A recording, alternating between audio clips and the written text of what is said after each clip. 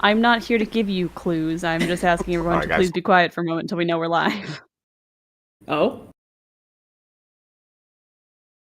right, let me load up the All right, I see us popping up. We are hanging out. Wow. Woo, indeed. Wow. Hello, everyone. We got some folks showing up in the chat. It's very exciting. I gotta copy this link. Da-da-da. Hey, look at that. Oh. Look at that. Yeah. Hello. Hello. Hello. Hello. Hello. Hello. Hello. Hello from the other side. Okay. I feel like I've missed something in the 2 seconds it took me to tab over to BlueSky. Okay, for the record, I didn't tell chat to do that. They're doing that on their own. I'm innocent. Rats. You're crossing Give us rats. that don't. No. We need rats, baby. Give us the rats. Okay, but wait. Where is this chat? Rats. Because I don't want to miss anything again like I did. It's on YouTube. On the Rolling with Difficulty YouTube channel. Okay. The YouTube channel says live, and yeah. Okay. Hello, everybody. Thank you guys so much for joining us. We're so excited to be doing this Q&A in the mid-season. Yay. I do feel amazing about the Eagles win, and don't worry, chat. It made it into several episodes. That It really did, out. yeah. It's in every episode we've recorded. It's in every episode. It's great. Go Birds. But yeah, we're here to answer some of you guys' questions, both from the chat and from the email. Before we get into the Q part of this Q&A, we have a little bit of an announcement. I don't think it's been confirmed for the general public, so just do so now. This current season of Open and Shut is going to be our last season of Open and Shut. As much as we love the adventures of our dear detectives, this has been a nice kind of intermediary campaign for us, and we're really excited to not only bring this story to its thrilling conclusion, but to then jump in this summer to our third campaign, kind of return to a longer form, and bring you guys some more Planescape adventures. So I hope you guys continue to have enjoyed the first half of this finale season, and we'll continue to enjoy the second half because it's been appropriately dramatic and I've been very stressed out about it. Sophia, I forget, did our bit of inside baseball make it into episode 5 where you and I were both so stressed that we were independently designing our campaign 3 characters in the background? I don't think that made it in, but yes, we've been very, amazing. very stressed out about it. But we're here to talk about Open and Shut today. We've got some questions in the chat. In addition to, we've got Wally back running the stream because Streamlabs is not working for your girl Sophia. Hey, what's up, guys? Say thank you, Wally. I'm in the background, just chilling. In the loop, you could say. And, out of the loop in more ways than one. Heyo! In the loop. It's been a major issue for us. But we've also got Olivia here as well. They're here to hang out and answer some cues. So if you have any questions for Olivia, in addition to the regular per Aspera Rolling with Difficulty crew, oh my gosh, Open and Shut crew, we're here. We're ready for you. I'm just so here we're gonna for the rat. Yeah. So we're gonna kick this off with a question for Olivia and Austin from our email from Leander. What was it like preparing the fake out in episode 1 behind the scenes? I believe this was your idea, but I do love a good fake out. Yeah. I do encourage a good fake out from, if you remember back in campaign 1 with Hans being level like 11 or something, like a much higher level than you. Or our home game where a supposed wizard was actually an arcane trickster rogue and robbed all you guys. I love those things. So I've always wanted to play a changeling, and I haven't ever done that. This is the first time I played a changeling, and I thought like the only way to like introduce that cool mechanic of like turning into different people would be to be a different person and then reveal who I actually was. Also, I just love fucking with people. I really wanted to like come in and just be a little sneaky, be a little like have a little trick, because I feel like you guys know so much about the campaign that I wanted a secret of my own. Yeah. Very nice. It was super fun though because we saw on D&D Beyond like, psychic or what was it? My brain's going Psionic Rogue. Soul Knife, a changeling rogue. We were like, oh, that's gonna be fun. And then you were like, hello, I'm Eustace Bangs, normal man. And we were like, oh, hi, Mr. Eustace Bangs, normal man. Acting. for sure thought that had given it away. When I saw it up there, I was like, okay, well, they're gonna know, but at least for dramatic effect for the show, it's gonna be cool. But Exactly. But then it still worked out, so I was like, no metagaming at this table, baby. and I respect that. Well, it's funny though because I saw the Soul Knife Changeling Rogue, but I just assumed that Eustace Bangs was your default state as a changeling. And so I was pleasantly surprised to know that Eustace Bangs was just an alias. I really love that someone who could be anyone. You're like definitely resting state is this old graphic. Maybe they've been in the game for a while. He's so repulsive that he'd want to be anyone else. Oh. The elderly can be heroes too. Okay. Yeah. Oh man, but it was a well executed fake out, and it was really fun to try and figure out how to make the character promo for that didn't immediately give away that it was going to be a changeling. What's funny though is that you absolutely set off the suspicion klaxons in the fan Discord because they were like, a human researcher, as in he researches humans. But I got to shout out Pobs, who of course was like, oh, changeling for sure, and of course Pobs nailed it. Immediately nailed it. I think someone was like, "Oh, Eustace has long nails. Got to be a vampire." Yeah, there were a few people banging the vampire drum because in Wally's character, I was very bloodless looking dude there, very not a lot going on inside that person's body. Looks like. I think I liked why, and this is honestly kudos to Wally. It was a really good switch out on the fan art too, because Eustace was pale as hell and just looked a little undead and looked very much like a changeling, so I liked that. When I saw that, I was like, it was perfect. I also think it's so funny that you guys genuinely thought I was going to do that voice for 5 episodes. Oh man. Well, we've got more questions to get to from the chat. This one from Hannah Karen to the entire cast. Who's your favorite powerful NPC that your characters have encountered, and who are your characters' favorite? You've met many a powerful NPC. Does anyone have any favorites? And does any of the detectives have favorites? We got a shout out. Oh, yes. I mean, it's obviously Mayor Moth. Yeah. What a stand-up fella. What a great guy. And I didn't get to talk to her much, but that hag was so funny. Oh yeah, of course. It's got to be the hag that runs the Rat Cafe. The hag that runs the Rat Cafe. I'd say Ingrid's favorite, hag that runs the Rat Cafe for sure. Yeah. Obviously, there's something deeply wrong with her. Obviously, I'm never making a deal with her, but she's so cool, and she actually knows how to laminate her dough. So you know what? She gets points. Yeah, I will say I do. I mean, gotta shout out Shemeshka. We love our. She's a fun character to include. I do kind of enjoy the presence of Lothar the Old, even if he is not probably Ingrid's favorite person in the world. Oh, Lothar rules. I forgot about I love your Gandalf impression you do every time he talks. It's very whimsical. I covet your skull. I simply must have someone correctly identified that's a direct quote from Hound of the Baskervilles. Oh. Interesting poll.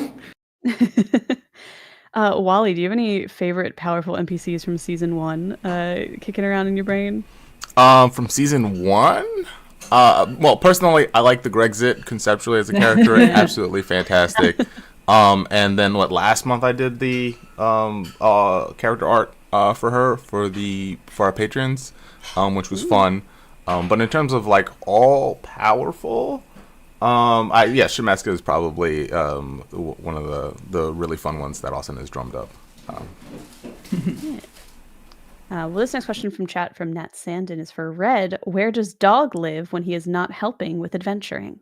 Okay, Dog is currently First of all, how dare you introduce Dog while I'm not part of the season? Okay, I didn't get to choose when I got the Fine Steed spell. Okay, blame Austin for not letting me level up sooner. Fair enough. Continue. Okay. Dog is currently taking up about... You guys were more heroic, you would have leveled up faster. I don't know what Thanks, man. He's taking up about 2/3 of the floor space in Bileyg's apartment when he's not on the case. Also, this is, I guess, loose headcanon, but Bileyg, Dog is a celestial dog from Mount Celestia. I think Dog was Bileyg's dog before he ended up in Sigil, and this is the first time he's been able to summon him. Oh. Yeah. That's so sweet. And he hasn't died yet, so we haven't had to deal with that. I mean, he'd just go back to Mount Celestia and then I'd resummon him, so it would be fine. I'm just saying, Awesome. Well, this next question comes from Val over in our email. Question for Noir and Sophia. Did you have any bardic inspirations prepared that we didn't get to see? And if so, what songs were they? And a kind of a follow-up for everybody, which bardic inspiration song has been your favorite so far this season? I can answer on my part really quickly because I don't prepare the songs ahead of time, so I don't have any songs prepared. What you hear in episode is what I came up with. That's super impressive. Cool. That's always impressive. I don't know how you do that. I genuinely don't understand it. Sometimes, there's the Eagles fight song has come up a few times, and once that joke was made, I did sit and doodle while we're recording an idea, but that's the closest I get to preparing a song, and even that's iffy at best. Musical-minded people scare me. They confuse and frighten me. I do not understand their abilities. Yeah. There are plenty of songs that I haven't sang yet. Mostly because they are about the other two main members of Open and Shut, so those might come up in future seasons. I did have a song parody about Nyx that I never did get to sing. Oh. And if the audience will permit me, yes. I will do it now. Please. So this is I wrote this before realizing that Nyx was spelled N-I-X, not N-Y-X. So there's a little pun here that doesn't make any sense anymore, but whatever. See if you can guess the musical. Slowly, surely, faces you remember, sneaky, deadly, psyches you'll dismember. Turn your face into a different element of you, confounding and confusing all in sight. Bear witness to the changeling of the night. Yeah, that's cute. Oh my gosh. You just did a Phantom parody in the episode we recorded yesterday, too. Well, yeah, because I never got to do this one in the episode, so I was like, reuse the musical. Got it on the brain. I'm sure that I have many favorites, but my favorite was one from yesterday, from a musical that I quite like. So I think you'll know when I call it out when it happens in episode 8. So you'll know when you hear it. Well, I had a favorite, and now this one's my favorite, so I don't know. No. Selfishly, it was a Nyx one, but the bet on it was inspired. That one was my favorite too. I was singing that at work. I was at my desk, bet on Nyx, bet on Nyx. It's so good. You did one from Sweeney Todd that made me re-listen to the whole musical twice. I can't remember any details, but that's probably my favorite because of that. The thing about Bet on It was that I've been trying to find a place to put it since the beginning. High School Musical 2 was always on my radar as a song, as a musical that I wanted to parody. Mm-hmm. And I was like, I don't bet on bled on it, shed on it. I don't know. And then fucking Nyx as a name came up, and I was like, this is perfect. I found it. So thank you for naming your character in that way. I am so glad that I was able to facilitate a High School Musical 2 reference. Yeah. Oh, man. Hell yeah. Hell yeah. We got more questions coming at you. More. More. All right. Good questions. Everyone, see you next time. We're done. This one from I have to leave in 2 minutes. Then we better answer fast. You guys said the plan was to stay with D&D 5e for the foreseeable future. Has anything changed that? What with D&D Beyond overriding old classes and subclasses, like Olivia using the 2024 rogue abilities? Our intent was to keep using 5e for campaign 2. That has somewhat gotten muddled as the UI for various things has mostly D&D Beyond. Well, it's still 5e. Iffy. It's just confusing 5e because it's two separate versions of the same named thing. I can now smite twice per attack if I use a spell slot and my Paladin Divine Smite, and the rules have nothing against it. Smite spell. I'm using the smite spells and the spell slots to just Divine Smite, so it costs me 2 spell slots, but I can stack 2 additional d8s on top of the 2d6 damage of Shining Smite, and that's definitely not how it's supposed to work, but it is how D&D Beyond works. That was always possible as the original. You could do branding smite and regular smite on the same attack. That was always possible. Oh, never mind. I'm so used to paladins being kind of shit at low level that it's always weird when they seem actually kind of overpowered. I love paladins so much. We'll likely be transitioning to trying to use as much of 2024 D&D as possible in the third campaign as we continue to do Planescape stuff. And we'll, if there's any significant system changes, that's going to be something that gets announced later on. So you stay tuned to the summer for that. But for now, you're going to hear a little bit of both in the subsequent episodes that have been recorded as we wrestle with the rule sets. Apologies. I think I'm also just bad at. I don't know what technology, and I just do not. it hates me. I don't know why, but so I feel like it might just be me, like not knowing how to use D&D Beyond. Totally, it's not D&D Beyond is a creating. It was fine anyway. This isn't an anti-ad for D&D Beyond. This is a Q&A. It can be both. Two things can be true.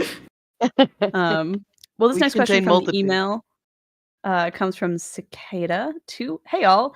I won't be able to make it to the stream tomorrow, so I just wanted to say I'm loving the new season so far. What surprised me was just how quickly I fell in love with the adorable friendship between Oobsy and Nyx. So my question to everyone is, what has been your favorite, unexpected or not, dynamic between PCs this campaign? And to Austin, which NPC do you hope the characters get to know better? Thanks for all the laughs. So does anyone have any unexpected or more expected dynamics between PCs that they really enjoyed in Austin? Who do you want us to hang out with? Maramoth. Yeah, I was gonna say. Yeah. My big bad guys, obviously. Obviously. No, I have enjoyed Alphax has become a bit of a presence, and I've enjoyed that. So yeah, it's so rare that you give us like a decent person who's like good. Yeah, she just genuinely wants to help and has no ulterior motives. Yeah. I mean, I miss it because he's trapped in the maze, but I feel like Ingrid and Evrard had kind of a fun dynamic, just being the two most sigil-aligned characters in a way that is something that I don't think we get as much in the second half. But Oobtaglor and Nyx's dynamic was something so unexpected and so lovely to me. It was so much fun to watch those two crazy sibling relationships ping-pong off of each other and like go feed house and just incredible. Yeah, incredible that was a nice little thing.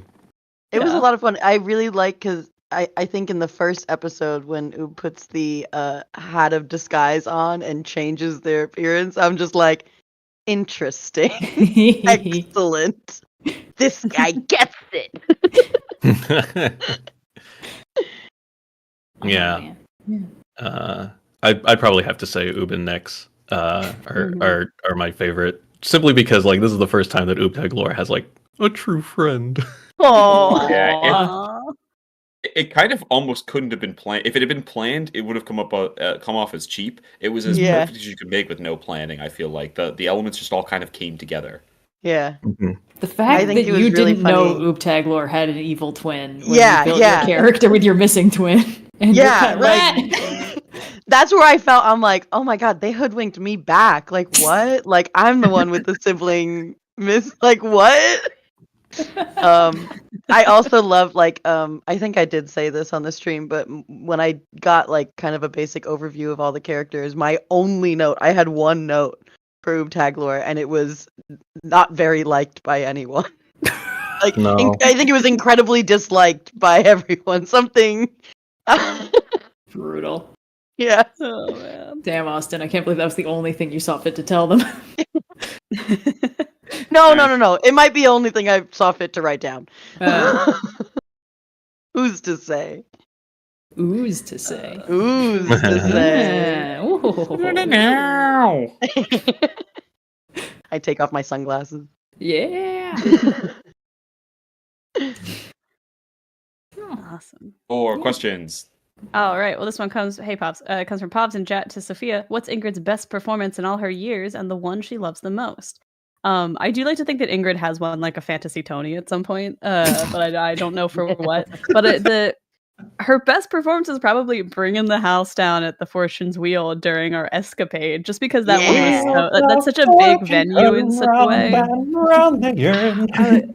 I spent so many hours in high school listening to Sunset Boulevard because we did that. You got me on Sunset Boulevard now. I get on board the Sunset Boulevard train or get off.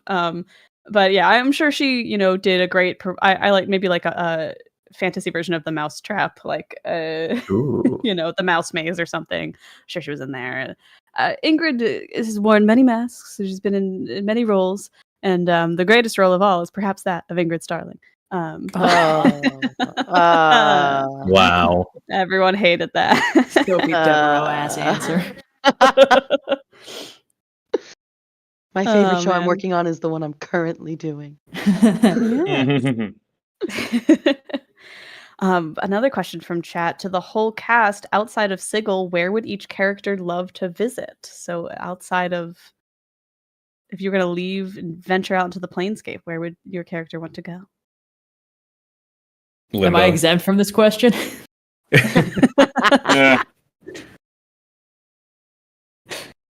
Limbo for Oobtaglor, definitely. I like it. Yeah, that makes sense.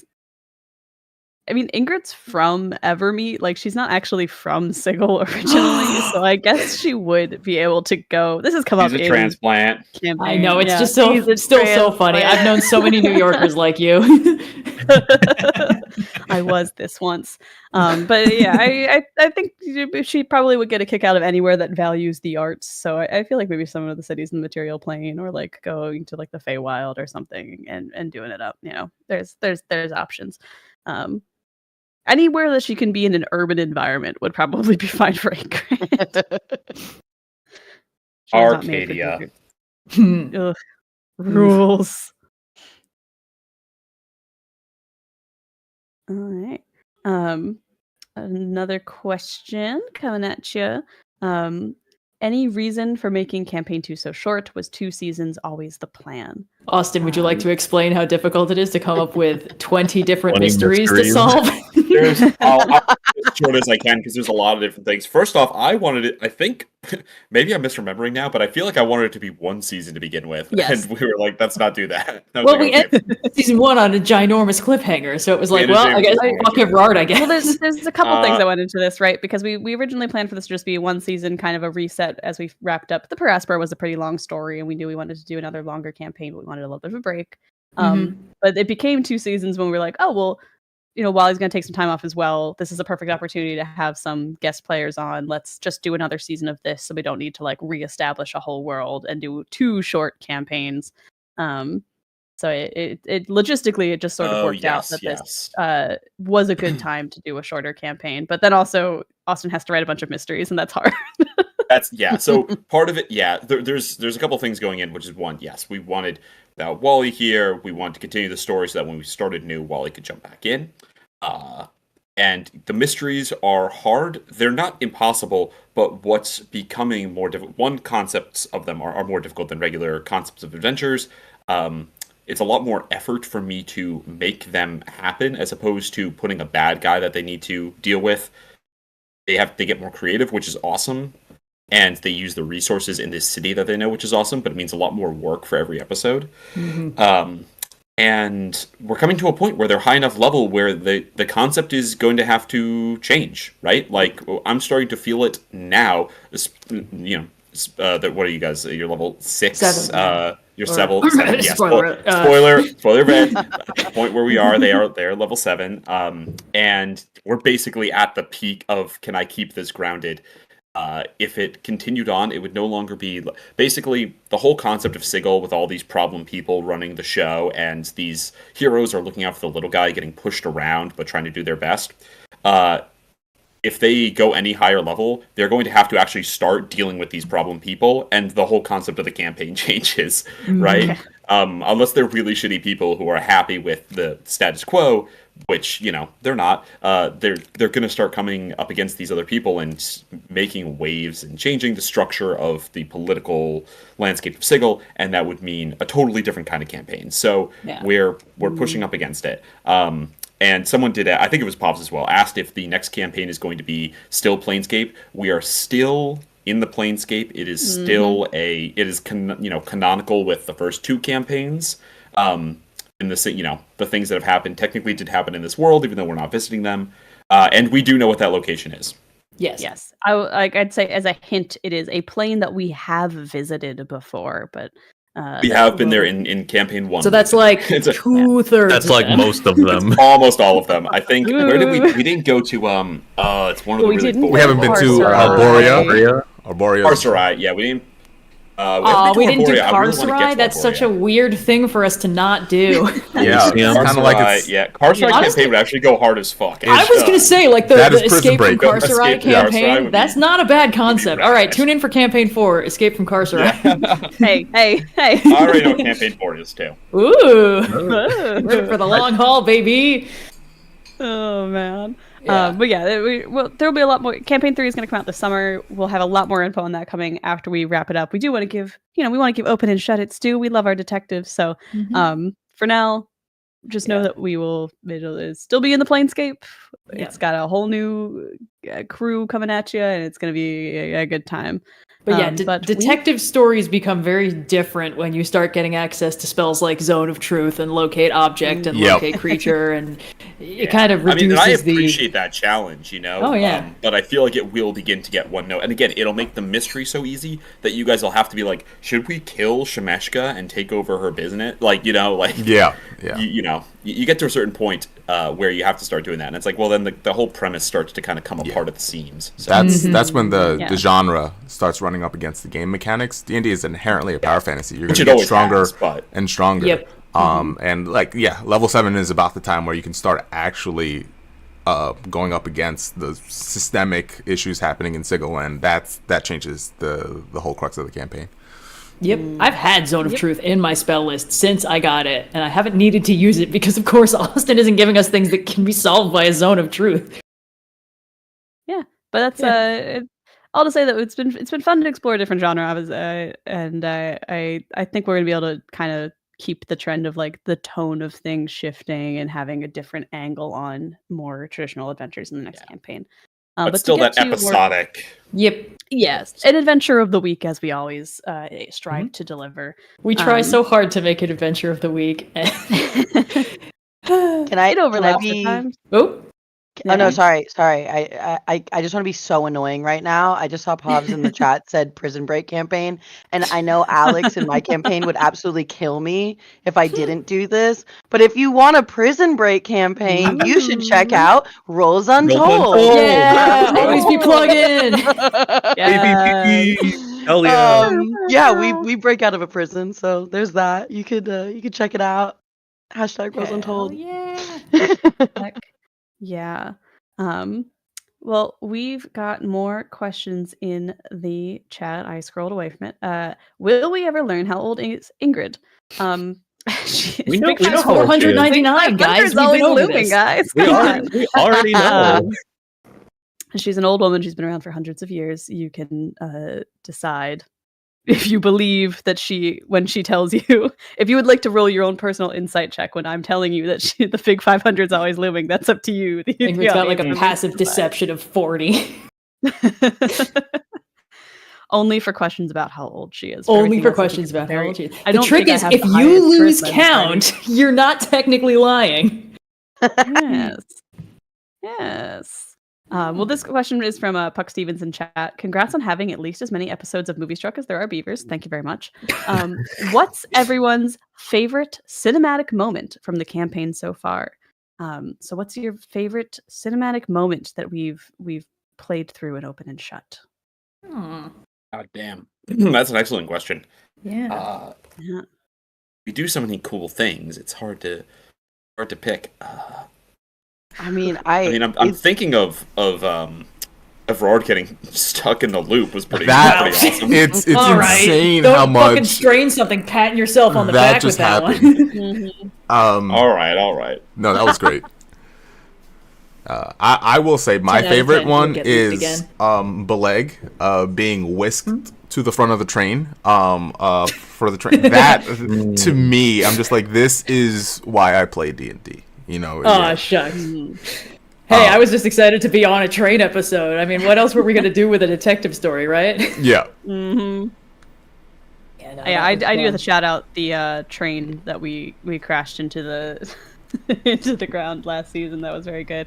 Technically, I do also, we didn't crash. The train crashed. We mitigated the crash. Gently as possible. Yeah.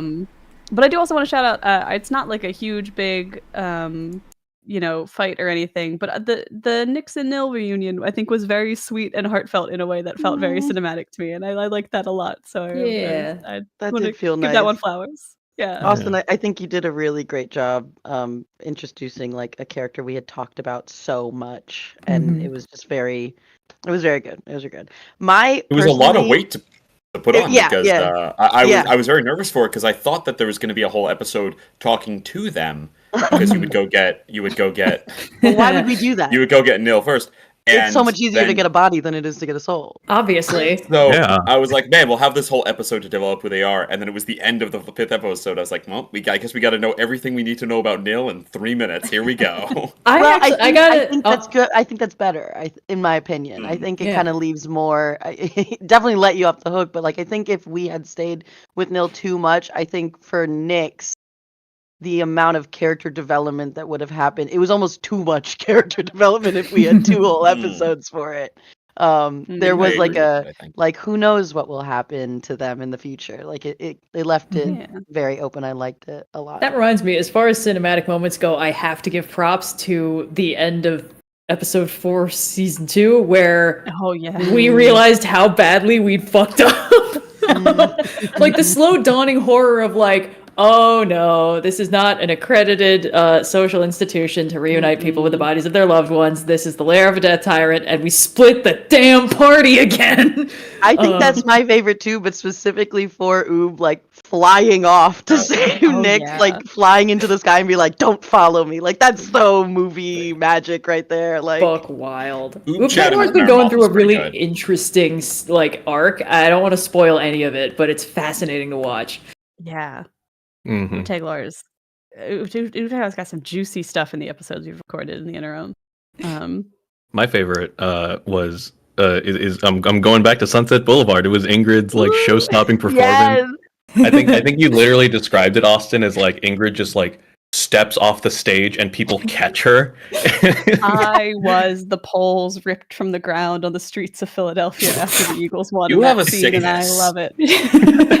Fantasy Patty LuPone, eat your heart out. Sophia, you're an Eagles fan? What? I had Sophia? no An Eagles? I did not know Birds, that. guys, This is news to me. Birds. Rich, you never spoke up about it. They play? The only person who can justifiably make that statement is Wally, because campaign 1 I did not have a Super Bowl to constantly make the opening bit true. about, and in season 2 it has popped up a lot. It paid off. It's okay. It paid off. Yeah. Well, I think for being a shorter campaign, I feel like we've really jam-packed a lot of very cinematic moments into this one, so I'm excited. And we've recorded a lot of cool stuff that we can't talk about because it's going to come out in the next couple weeks, so I hope that everyone continues to enjoy. I gotta shout out the person in chat who said Bileyg's death. Glad you enjoyed, Chief. Died. Good times. Yeah. Well, kind of a related question from Shane Destroyer in chat to Red. Has Bileyg been able to keep Evrard's garden alive? He's doing his level best. I think he's not so terrible at gardening that he can't keep the thing alive. He was sort of paying attention to that. You know, when you grow up on Venya, there's very little to do but like tend the idyllic gardens and, you know, enjoy all the good food and stuff. So I think he's managed to keep it alive, but he's probably not very good at weeding because that's not a concept he's had to deal with before. So he's mostly like, oh, there's a bunch of new plants growing in here. That's exciting. The roses have friends. Tenderness. Audrey too just like pops up in the middle of Sigil because Bileyg has somehow created a new form. Bileyg's gonna redeem the shit out of Audrey too. New best friend. We already have an Audrey 2 in Sigil. Yeah, well, Bileyg's have nothing to do with that. Bileyg's gonna teach Audrey 2 the power of friendship and you know, the meaning of compassion and stuff. Yeah. We got another question here from chat from Space Panini. Hi, Olivia. Can we get clarification about the triplets being raised by many hands? Were the triplets really raised by rats? That's a new for the noir genre. So, yes. Yes. It was actually, because I felt like, I recently watched Suicide Squad, the good one. And I really liked the rat catcher and like how like complex that relationship was and how she like bonded with her dad and everything. And also Taika Waititi in that role is wild. But like I wanted to do something like underground, like a sleeper agent kind of thing where my powers weren't from the corporation, but they were exploited by not the consortium. They were exploited by the consortium, and I think I played more into like the capitalist, the capitalism of it all, and then like actually, like how secret agents aren't actually the bad guys; they're just being used. And like yes, they do most of the bad shit, but like it's the people hiring them. It's like actually.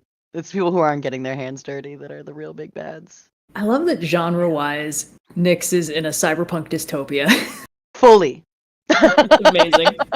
But I was like, how do I like trick them? Like, what's my actual job? Because it was also about like when I was talking to Austin, I was like, I want to be a changeling. I want to be like kind of lethal in a way, but I didn't want to do a femme fatale. I didn't want to do anything like seductive or scary. I wanted to like disappear into a crowd. I didn't want to I don't want to have fingerprints kind of thing. I want to be the person who ruins your life and then you can never find them again.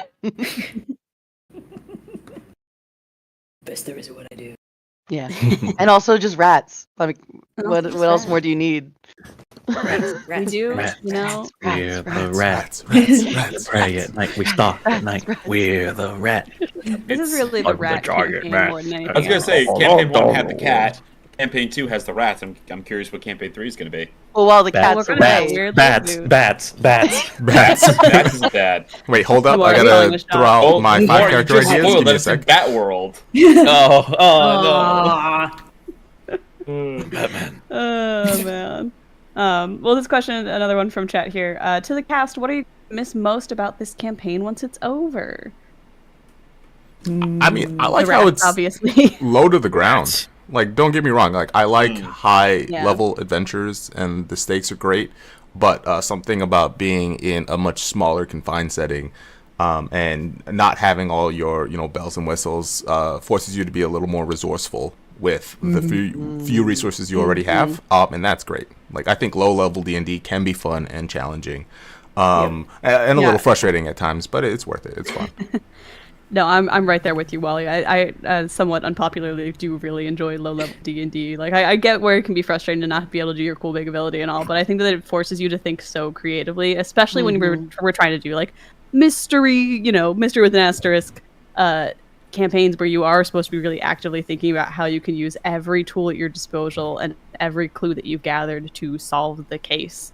I think that is so fun. Also, I just love the like noir genre. So for me personally, like aesthetically, this is giving me everything I've ever wanted.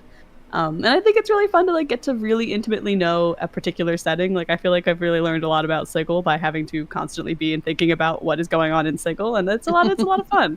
The Planescape is extremely cool, and it was a lot of fun to like plane hop last campaign. But I really enjoyed the opportunity to like just really know a place in this one. I think it's impressive in this, like, to kind of bounce off of that. Like, we did have combat, but combat was not the center of, like, this whole campaign, which I thought was really cool. It was a lot of, like, trying to solve things as your character. Like, I thought for sure Meremoth was going to be we were just going to die. Like, I didn't know any other way to get out of that besides run or try to fight until he kills you. And watching Noir, like, just deftly talk the way out of that, I was like, oh, you could play D&D different. You can just talk to the guy. I usually play a paladin or a ranger, and I just sneak and kill. So that's crazy. Yeah.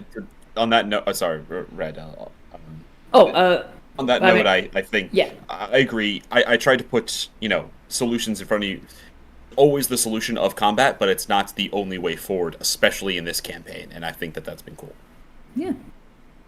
It's a bit of a double-edged sword, but there's something kind of relaxing about playing a paladin. Like, even in Sigil, which makes it really, really hard to, like, do good things. I think that there's something kind of relaxing about playing a character where I never need to wonder what decision he's gonna make, because it's like, okay, what's the thing I can think of that's, like, the most morally good thing that I could do to try and minimize harm? We had an interesting case in episode we recorded yesterday. I'm not going to spoil what the decision was, but I made a call that I think, like, in hindsight, I was like, oh, good news. This actually does make perfect sense and is consistent with decisions I've made before. But at the time, I was like, I don't know. This feels a little un-D&D for me to be doing it this way. I'm not sure exactly why, but there's something kind of chill about just playing a character who's like, yeah, I know exactly which side of this particular like switch I'm gonna hit every single time. Whereas playing a powder keg like Kiana was very different because like half the time I didn't know what she was gonna be doing. So yeah. I love playing a creation bard. I get to do so much bullshit, and I guess I am glad that we are doing like a relatively low level campaign, because once they get to higher levels, creation bards can do so much more bullshit. Yeah. Oh no. And so it's creation bards and like illusion wizards that like given the ability to do like intense creative things and skirt around the rules given in some of their abilities that can get out of hand. Noir's done a fantastic job with Oobtaglor. Yeah. Really, really great. I will always be sad that we didn't get to do the dead body. It's the internal conflict of Sophia, desperately want that to be the move that we do, and also knowing that's how we all die. Yeah, my dad texted me about that. He was like, I was listening through Rolling with Difficulty. That's a really good, also terrible plan. Like, it's such a creative use of the abilities, but you would all die so badly. Yeah. I remember this was like a couple weeks ago, and I was like, hey, Austin, how's everybody doing with the campaign and without me? And they're like, yeah, they're probably going to die if they go fight this death tyrant. I'm just like, oh, okay. I'm glad I'm enjoying my break while everybody else is stressed out. Yeah, really everyone died. We're going to find Evrard just like Bugs Bunny style chilling in like a lawn chair. He's got a peanut colada in one hand. Just chilling out. Yep. I was very afraid that I was like, Olivia, you're joining this campaign, like, first time meeting these people. Oh, I've killed everyone. Wait. No hard feelings about the TPK. Hey guys. You'll get the Tony Award. I don't know why I said Tony Award. You'll get the award for most impactful guest NPC. You know what? Yeah, the same way everyone loves Ashley Birch. You will be remembered through Rolling with Difficulty fandom. Oh man. Excellent. Well, we got a question in chat for Olivia. Can you tell us more about the triplets and how did Nemo die? Oh. Starting off chill, I see. Oh, guys. We're 45 minutes into this. 45 minutes. Starting off chill. We're halfway gone. Time doesn't exist. Please go on. I really like the idea of triplets because like 3 changelings they could like change into anyone, and there's 3 of them as little kids is the craziest thing probably running around the city. And I also like, I mean, I have 2 brothers, so it was like a nice like relation there. The what was the full question? Is like, how did Nemo die? Yeah. I've been thinking about, because when I first did it, like I said, I have 2 brothers.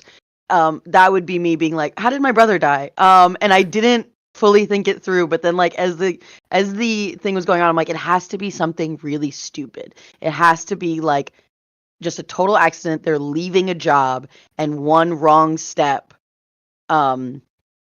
just got Nemo, and it was just like something so dumb that just couldn't be prevented, but unfortunately took Nemo out in a really lethal way. And I like then I was thinking like, okay, probably like a misstep off the top of a building, or just something small like because I was like, I can get really dramatic and say that Nemo jumped in front of some kind of arrow or something to stop Nyx from getting in. I'm like, but no, that's too dramatic almost. It needs to be an accident. It needs to be just like something that couldn't be prevented, but Nyx was like, this is my fault, and Nil is like, this is your fault, and that's like the central conflict there. But yeah, sometimes when I'm making a character too, I won't do like a whole backstory. I'll kind of just do like broad strokes and then see how it because I find that if I write too many notes, I forget things and then just make shit up anyway. Yep. So like I like going in with a little bit of wiggle room, on like what exactly. No, 2 full pages of backstory, a full breakdown of how the character gets to level 20, and 3 different backups. That's how I love that we've got Austin and Wally at one table as the diametric opposites of the schools of character development. Because Austin will just be like, yeah, I will leave large swaths of formative moments for my character alone, and then when a DM will say something, I'll be like, by the way, that's the guy that killed my dad, and then I'll just commit to that forever. Yeah, it's fun that way. Yeah, that way. You have to know everything from the start, otherwise there might be inconsistencies. In Roles Untold, I fully told Tanner, our DM, I'm like, I don't know what happened before the age of 9. Go ahead, make it up. Like I want this to be. I was going for an Anastasia feel also, where I was like journey to the past. I have a some kind of memory block there, but it was mostly because I'm like here's a backstory from like 9 on. We're gonna play real loose with this one. We got another question from the chat here. For Red and Austin, do you guys think we'll see Bileyg's daughter before the campaign ends? I don't know, Austin, you tell me. So I'll tell you right now that I pitched Bileyg's daughter as the new guest's character to come in the second half of the season, and they rejected the idea. They felt there was too much pressure playing an established NPC like that. So they're playing their own PC, which is completely reasonable. Yep. But as a result, I was thinking about that, and I think that if we did see the family, it would be as a resolution to Bileyg's story and not a Deus Ex coming into like save the day kind of thing, right? Like, if Bileyg can solve Bileyg's problem, then there's a chance we'll see Bileyg's family, right? Yeah. But Bileyg's family isn't coming in to save.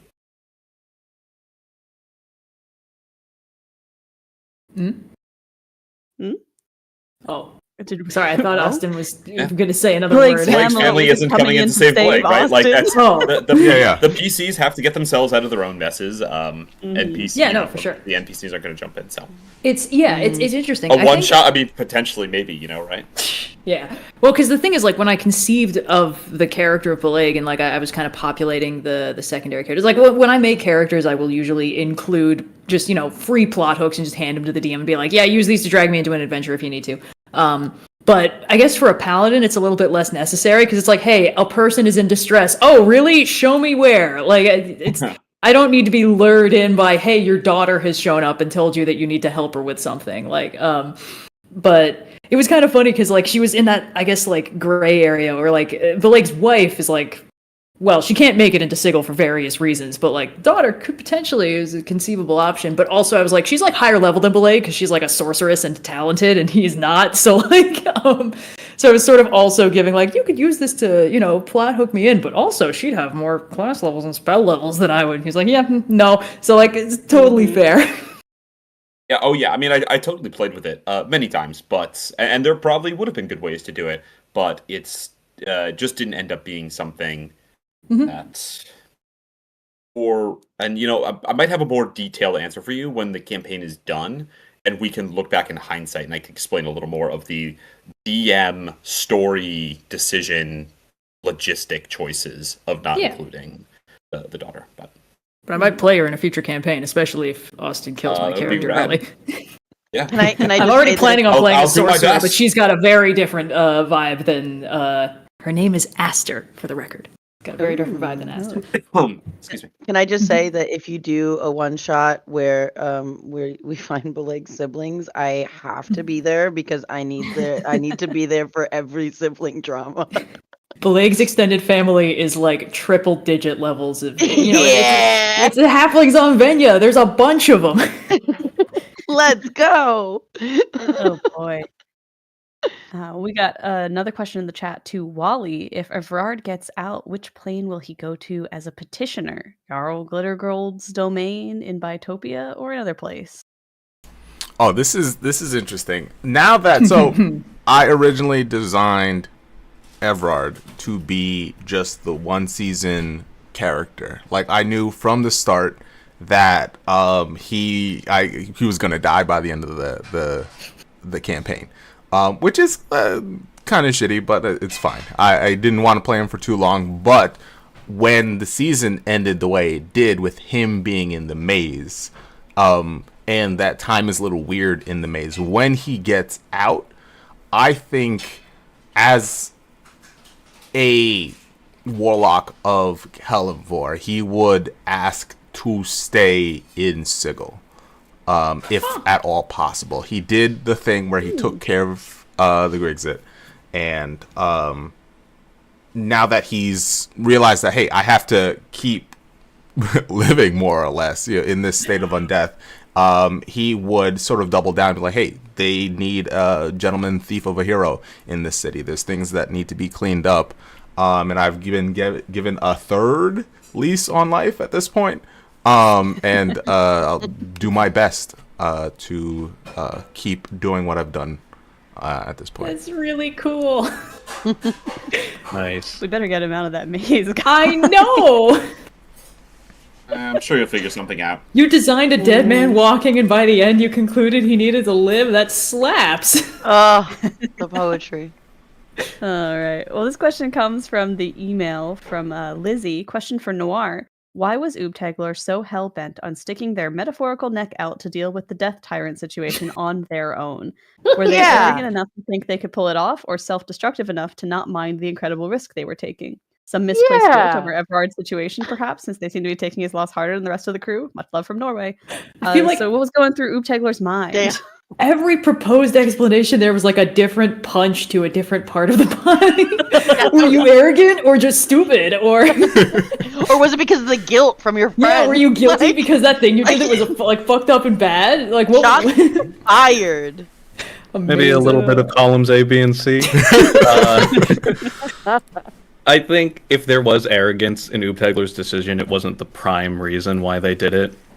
The thing that was going through their mind was they just were called out by Bileyg for being hypocritical in like not thinking about the action, not thinking about how their actions would affect the rest of the party.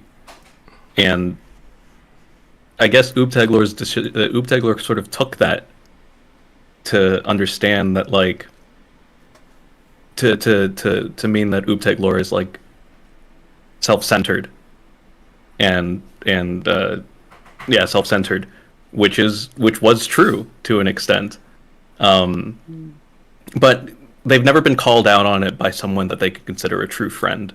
Like I hinted about this back in season 1. Oobtaglor knows that they're not the most popular bard around. They fake it until they make it, but really they haven't been making it. And so, like, being called out on this, and then also like the knowing that Nyx got into that predicament because Oobtaglor gave her the chance to like sneak out in the mortuary. Offered, hey, why don't you go into Maramoth's office? Surely he won't be there. The guilt isn't so much on losing Evrard, but the guilt is like on the potential of losing another person. And then the self-destructiveness came in, where it's like, well, if I'm going to be self-centered, I'm going to be self-centered in a way that the consequences will fall only on me. And so that's why they were like, don't follow me. Oobtaglor fully did not expect to be coming out of that mortuary alive. Which is fun, because in the week leading up to episode 5, I was like, oh, Bileyg's gonna blame himself so bad for this. The week, like, we stopped recording, and that full week before we recorded the next episode, I had stomach aches every day. I was like, I don't know if we're gonna make it out. And everyone's like, what's wrong? And I'm like, I can't explain it to you. People at my job, you okay? Yeah, Next I'm just stuck in the dead tyrant's lair. Chaos that gives everybody heart attacks every week. Mm-hmm. Oh boy. My goal next campaign is to not be the captain anymore. I think is what I've decided over the. I would like to. And I have declared that I will be the captain and the most insufferable captain there is. And I've declared that I'm going to be the captain all... out of spite for Noir's character. Actually, can I just say because Sophia, you do play like an excellent cat wrangler. But one of my favorite moments of the campaign was that fight in the when I had just killed that asshole that I probably shouldn't have killed. That guy. I definitely should have killed. Rich. I shouldn't have killed him right then. Yes, like Rich. That speech that you give so perfectly addresses everyone's problems in I was re-listening to it. I'm just like, wow, nailed it. Like, this was so reasonable and so nice to everyone's point of view and really addresses everyone and makes everyone feel seen in a way to say, everyone shut the fuck up and let's go. Unfortunately, you have been assigned captain at birth. This isn't the first time Sophia's done this either. No, not at all. Also, if I can gush, I do want to highlight, like, there were 2 episodes in a row, and I think they're both spoilers, so I'm not going to say what specifically happened, but, like, Sophia came up with, like, a really smart solution to a situation we were in that just involved pulling together a bunch of disparate things, just casually. I was like, holy fuck, I'm watching a friggin' master at work. A lot of the vibes this season, and I think it really comes through in the second half, is that Ingrid is desperately trying to continue to be a detective who solves mystery, and everyone is having incredible personal crises all around her all the time, and it's not what she's equipped to handle. And I am so desperately trying to just be like, and I've got clues on the board, and the clues are being solved, and oh my god, everyone's melting down again. The Pepe Sylvia board is the comfort place. Quite literally, except I can't be Charlie Kelly in this situation. I'm the Mac. No. I'm the Mac, guys. Yep. Yeah, but we're coming up on time for the Q&A. This has been incredibly delightful. Thank you to everyone who's listened so far in the campaign, and thank you to everyone who will continue to listen. We've got 5 incredible episodes with a brand new guest coming up that I cannot wait for you guys to hear. As kind of a final question before we take this out, we've got one in the email from Sylph asking about the per aspera one-shots. Are those still happening? Are they still being planned? We're still planning on doing those. In all likelihood, we'll be doing a per aspera one-shot before the next campaign. It's something Austin and I have been discussing. It's something we've all been discussing as a cast, so stay tuned for that. And there's always possible that we'll do some open and shut one-shots. Same deal as when per aspera came to a close. Open and shut's going to come to a close, but these characters exist out there in the world, so we'll see where this campaign leaves them and if there are any adventures yet to be had. So with that, and my existential crisis about how life imitates art, if producer becomes captain, becomes owner of detective agency. Thank you guys so much for joining us on this Q&A. I hope you enjoy your restful week, and we'll be back on the 21st with episode 6 and the 5 final episodes of Open and Shut, a Rolling with Difficulty campaign. And a special thank you to Olivia, who so wonderfully jumped on for the first 5 episodes and brought us the fantastic Nyx, and was just such a joy to play with. So thank you for joining us all these episodes. Thank you for having me. I had such a great time. Thank you. I can't say fantastic more good things. It's just such a great job. Yeah. This was great. And everyone say hi, Wally. Hey, what's up, guys? Wally. Hi, Wally. Hey, Wally. The mental image of Evrard in the fucking deck chair in the loop with the sunglasses on is never going to leave me. I'm gonna need that fan art on my deck. Just straight vibing with a mimosa. Actually, if you want to see that art, that's what's dropping on the Patreon this month. So, ooh. Very nice. Check that out. As a final reminder, we've got Discord, we've got a Patreon, we've got socials. We're mostly on these days with BTW. So if you want to follow us for the podcast, those are great places to do it. Get tons of bonus content, or just chat with the community. Shout out to Pavs, who we've mentioned on here before for being the unofficial lore keeper of the city of Sigil. We really want to give you a little shout out here, buddy, because if anyone ever needs to know a character or a location or where they're from in the lore, Pavs is often on the Discord telling people that information, so go check that out. I was learning things from Pavs on the Discord. I was like, oh, good, excellent. What is this? Yes. But there's a ton of great conversations about the podcast and about all sorts of wonderful things happening there. So go check out the Discord. But with that, I believe we are off to the streets of Sigil to continue our varied adventures. Yeah. Yeah. Thanks for listening, gang. Thanks. Bye.